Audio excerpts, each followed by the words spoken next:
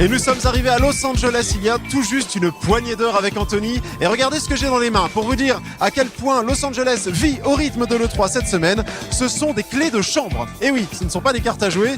Les clés de chambre Evil Within 2, évidemment, c'est pour vous dire à quel point Los Angeles s'empare de l'événement. Les bâtiments sont repeints aux couleurs de certains jeux, certains grands jeux. Alors regardez ce qui nous attend. Eh bien, ce ne sont pas des buffets à volonté de frites. Non, c'est bien plus que ça. Ce sont des annonces de jeux. La conférence Sony va débuter dans quelques dizaines de minutes. Alors un grand événement est organisé comme chaque année. On n'y était pas l'année dernière, ce sera la première fois pour nous. On va vivre ça de l'intérieur. On vous fera un petit débrief juste après. Alors on est en droit d'attendre quand même beaucoup de choses. Il y a grosses attentes de cette conférence. Déjà des confirmations, un petit peu plus de gameplay, un peu plus d'infos sur les jeux qui ont été dévoilés l'année dernière. Je pense à God of War 4, je pense éventuellement à Détroit aussi, qui était sur la scène l'année dernière, au Shrine Auditorium que vous voyez derrière. Mais on attend peut-être aussi des révélations, des nouveaux jeux. Last of Us 2, peut-être est en chantier, peut-être du Red Dead Redemption 2, et puis pourquoi pas la révélation, le world premiere de Resident Evil 2, le remaster, on sait qu'il est en chantier. Enfin, on attend aussi la réponse de Sony face à Microsoft. Microsoft qui hier a révélé sa Xbox One X, la plus puissante du marché quand elle sortira le 7 novembre 2017, dépassant la PS4 Pro. Alors est-ce que Sony va réagir ? Peut-être par une baisse de prix de façon assez fine, peut-être de façon plus agressive en révélant la PS5, bon ça on y croit moins. En tout cas, il va certainement y avoir une réaction de la part de Sony. Donc voilà, on est très impatient de découvrir cet événement qui va débuter dans quelques minutes. On le découvre ensemble et on se retrouve juste après.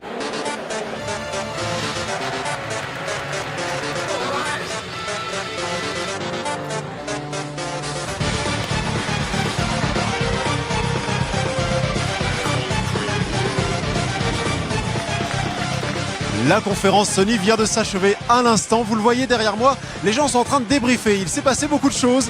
On n'en attendait pas moins de Sony qui nous a balancé des jeux et encore des jeux, qui n'a pas eu le besoin, qui n'a pas ressenti le besoin de parler console, de parler baisse de prix.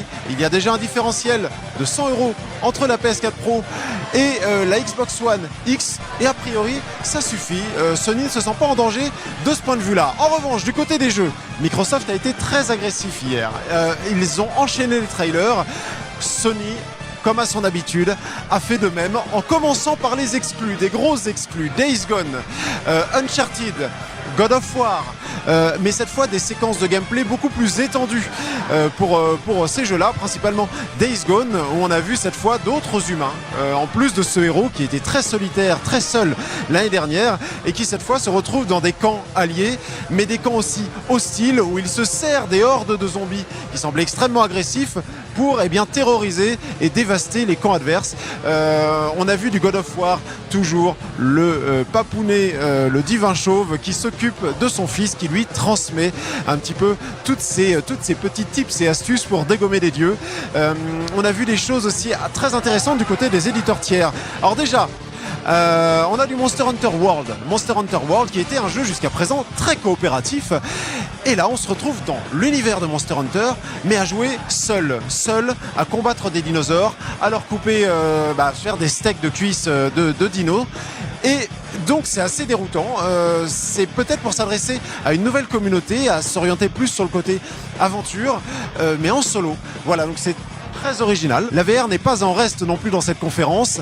Il y a eu tout un tunnel avec des petits jeux, des petites expériences VR, du Skyrim qu'on s'attendait peut-être plus à voir du côté de Nintendo sur la Switch, mais non, Skyrim VR était présent. Le jeu qui a fermé la conférence, c'était Spider-Man.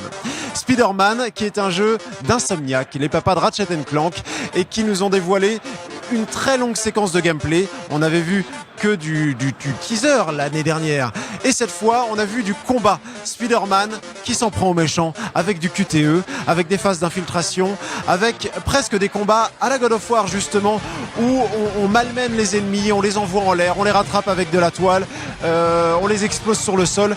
Il y a aussi énormément de phases scriptées. On a vu une course-poursuite entre l'homme araignée et un hélicoptère dans la ville. C'était assez impressionnant, ça a l'air extrêmement scripté néanmoins, mais la mise en scène est fulgurante. En parlant de mise en scène, Sony restera, je crois, à jamais les maîtres incontestés de la mise en scène. En dehors des trailers que vous avez pu voir, on a vécu quelque chose d'assez fou. Je prends l'exemple de Days Gone. Pour Days Gone, des cadavres pendus, suspendus, des humains étaient sur scène, pendus par les pieds, très vivants, hein, ces humains, ils se portent très bien, on s'est renseigné juste après la conférence. Lorsque le héros les rencontrait sur scène, ces cadavres, ils s'activaient, ces humains pendus s'activaient sur scène.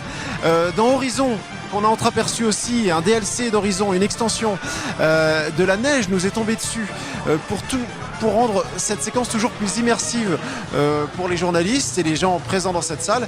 Donc c'est quelque chose d'assez fort à vivre directement au cœur d'une conférence Sony, et on a été assez bluffé avec Anthony. Donc voilà, on s'est régalé, et demain on va pouvoir enfin tester, peut-être manette en main, ces jeux-là, et puis poser des questions aussi aux développeurs. On en saura plus dès demain pour cette première journée de l'E3.